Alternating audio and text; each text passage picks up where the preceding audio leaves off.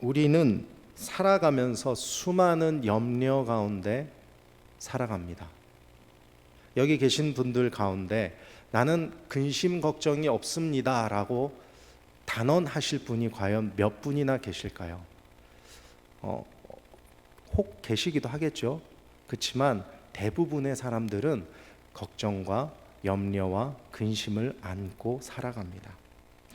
경제적인 문제, 건강에 대한 두려움, 그리고 자녀의 문제, 또 노후 준비, 교육, 직장, 사회적 갈등 등 걱정거리들이 정말 셀 수도 없이 끊임없이 우리를 둘러싸고 있습니다. 그래서 아침에 눈을 뜨기도 전에 우리의 마음은 이미 염려로 무거워져 있습니다. 그리고 밤에 눈을 감기도 전에 우리는 내일이라는 그 이름의 문제들로 잠 못 이룰 때가 많이 있습니다. 세상은 우리에게 말합니다. 걱정해라. 걱정해야 된다. 어떻게 마음 편히 살 수 있냐? 고민하고 걱정하고 그리고 그것에 대해서 더 대비해라. 그래야 더 나은 미래를 준비할 수가 있다. 보장할 수 있다. 이렇게 마치 걱정이 꼭 책임감이고 불안이 곧 지혜인 것처럼 여기게 만듭니다. 그런데 오늘 예수님께서는 오늘 본문에서 이 세상의 상식과는 전혀 다른 말씀을 하십니다. 마태복음 6장 34절입니다. 그러므로 내일 일을 위하여 염려하지 말라. 내일 일은 내일이 염려할 것이요 라고 말씀하십니다. 혹자는 이 말씀을 보고 이렇게 말할 겁니다. 현실 도피적인 발언이다. 어떻게 세상에 문제가 있으면 맞닥뜨려서 해결하려고 하고 이겨내려고 해야지 어떻게 오늘 걱정, 내일 걱정을 하지 말라고 하느냐라고 말할 수도 있죠. 그런데 이 말씀은 현실 도피도 아니고 무책임한 태도도 아닙니다. 오히려 믿음으로 사는 사람만이 할 수 있는 믿음의 선언입니다. 또한 우리 믿는 성도들이 은혜를 누리는 삶의 방식이기도 합니다. 예수님은 우리에게 내일의 염려에서 자유로워지라고 말씀하십니다. 어떻게 그럴 수 있습니까? 그 이유는 단 하나, 너희 하늘 아버지께서 이 모든 것이 너희에게 있어야 할 줄을 아신다는 확신 때문인 것입니다. 예수님께서는 25절에 이렇게 말씀하십니다. 그러므로 내가 너희에게 이르노니 목숨을 위하여 무엇을 먹을까, 무엇을 마실까, 몸을 위하여 무엇을 입을까 염려하지 말라. 목숨이 음식보다 중하지 아니하며 몸이 의복보다 중하지 아니하냐. 예수님께서 왜 이렇게 말씀하셨을까요? 첫 번째로 우리가 매일 안고 살아가는 이 염려로 인해서 우리는 우리의 생명을 연장할 수 없기 때문입니다. 우리가 걱정하고 근심하고 염려하고 고민한다고 해서 우리에게 닥쳐진 문제들이 저절로 해결되거나 우리에게 주어진 상황이나 환경이 바뀌어지지 않기 때문입니다. 염려와 근심은 때로는 길을 찾을 수 있을 거란 생각을 하기도 하지만 우리를 더 불안하게 만들고 우리를 더 힘들게만 만들 뿐입니다. 염려하고 근심할 때, 우리가 고민할 때 그 일이 해결된다면 우리는 염려하고 근심하고 걱정해야 됩니다. 파고 들어야 됩니다. 밤을 새워서라도 잠자지 않고 고민해야 됩니다. 그런데 염려하고 근심하고 걱정하면 우리가 얻는 것은요, 수명 단축밖에 없다라는 거예요. 걱정과 근심, 염려는 만병의 원인만 될 뿐입니다. 걱정, 근심, 염려를 다른 말로 뭐라고 하는지 아십니까? 스트레스입니다. 스트레스는 만병의 근원이죠. 예수님께서도 분명히 말씀하지 않으십니까? 27절입니다.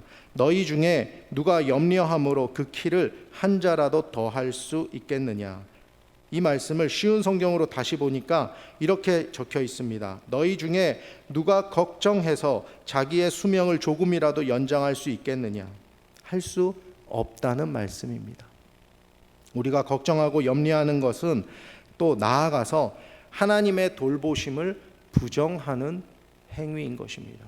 우리는 말하죠. 하나님 아버지 믿습니다. 하나님 아버지 해결해 주실 줄로 믿습니다.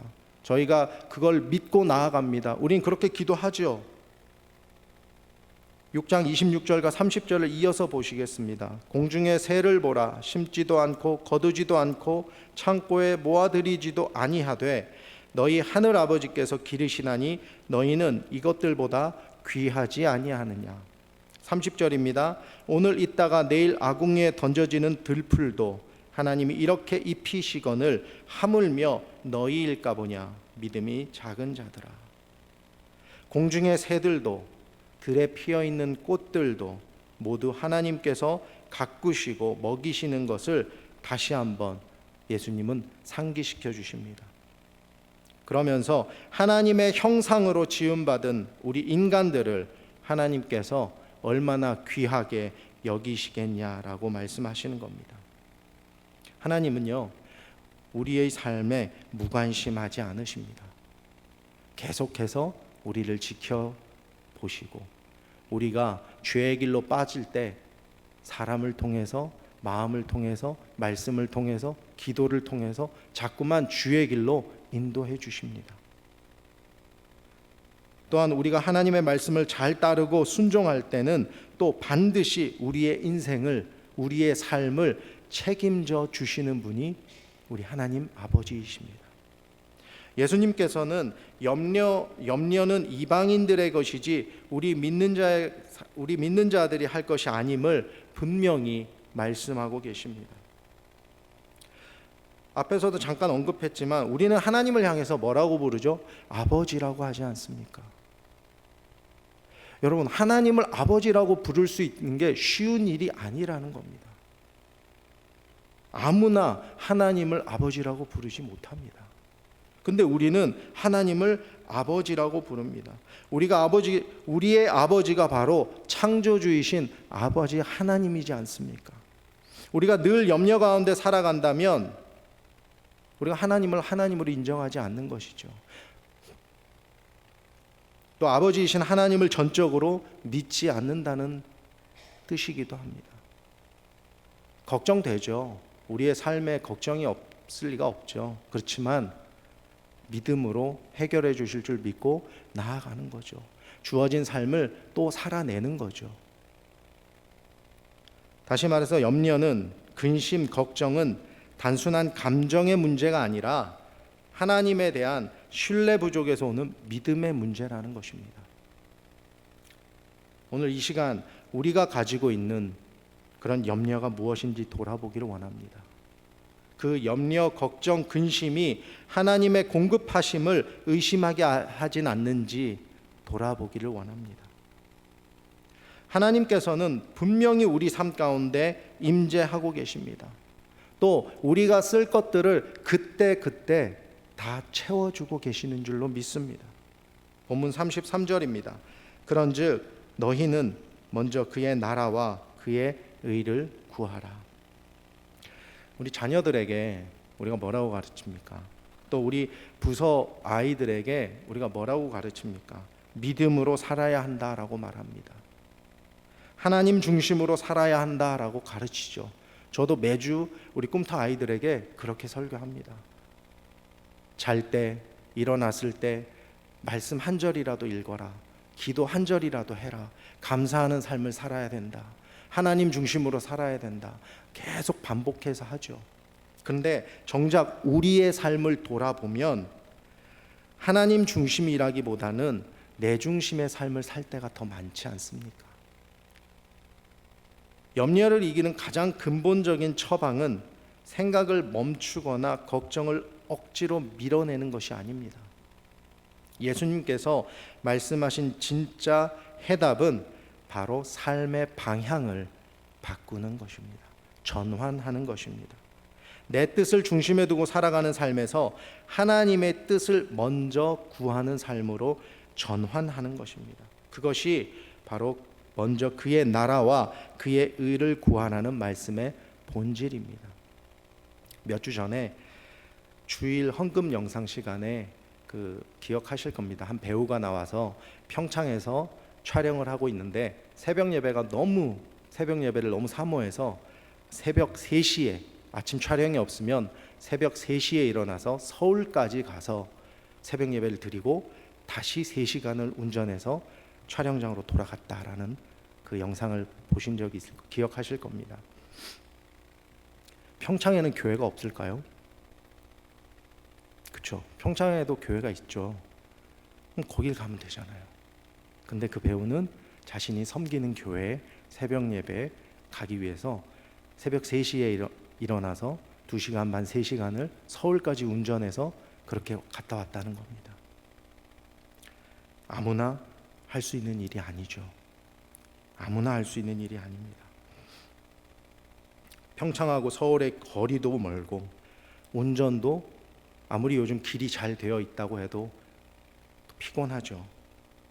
그리고 무엇보다도 시간과 체력 면에서 비효율적이죠. 세상 사람들이 볼 때는 얼마나 이게 시간 낭비입니까? 단 30분 예배 드리기 위해서 3시간을 쏟아야 된다는 게 아니죠. 6시간을 쏟아야 된다는 게 이게 얼마나 비효율적인 일입니까?